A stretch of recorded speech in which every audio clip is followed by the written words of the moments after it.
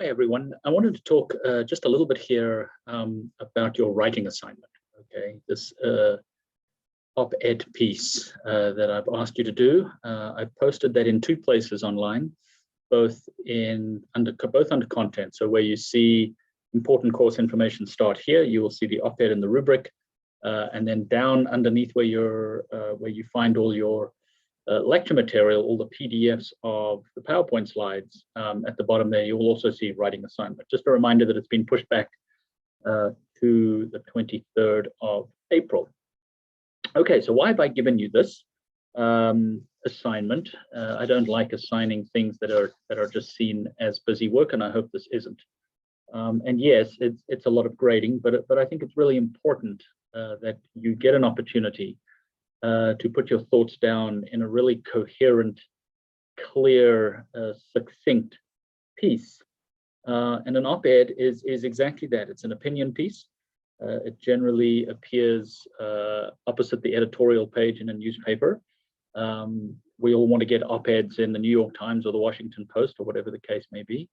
But there are some key things. What I've given you here, when you look at the prompt, right? The prompt is climate change. So again, let me just read the prompt and explain a little bit, at least what I expect. So the prompt is: multiple studies published in peer-reviewed scientific journals show that the vast majority of actively publishing climate scientists agree climate change is occurring. The warming trends over the past century are extremely likely due to human activity and is potentially a very serious problem. So I've given you the prompt and the context for the op-ed, and I would like you to write a response to that. And I've given you a series of questions that I'd like you to address in that response.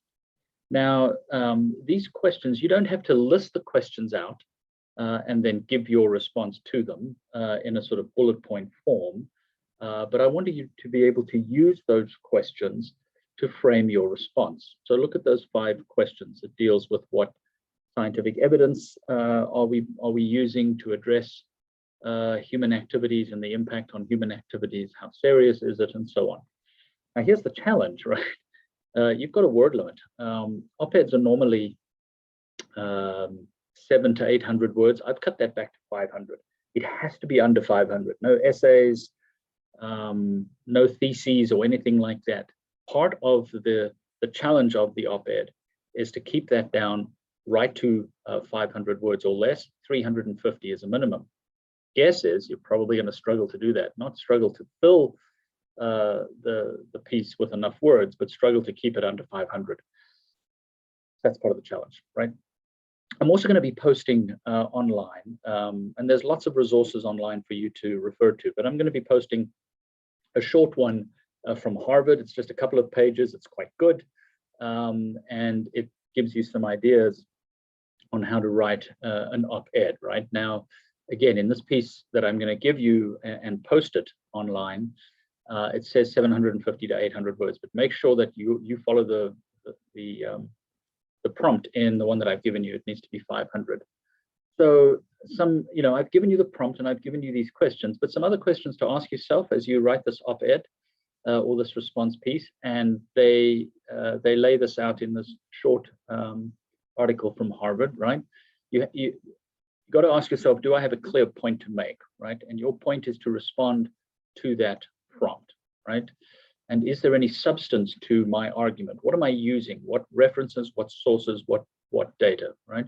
So every successful op-ed piece or a column must have a clearly defined topic or theme. And I've done that for you, right? This topic or theme is climate change and the extent to which we can elucidate the importance and the role of human beings in driving climate, right?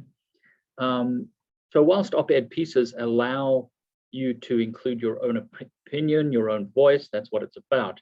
To be successful, it must also be grounded in research, right? You can't just sit back and suck stuff out of thin air, try and make your point. So you're gonna have to do a little bit of research, and I've given you some guidance on that. A couple of other very important pieces to the op-ed. The opening is key. There must be a hook up front, right?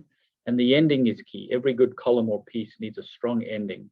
And that strong ending echoes or answers the introduction, and it leaves the most memorable detail at the end, and contains, that kind of end piece that wraps up your argument. So this isn't meant to be an overwhelming project, but it is meant to be a project where you take some of the skills that you practiced in your tweets, in your discussions, and try and build that out into a slightly longer, more than 280 characters, but no more than 500 words, into an opinion piece or an argument.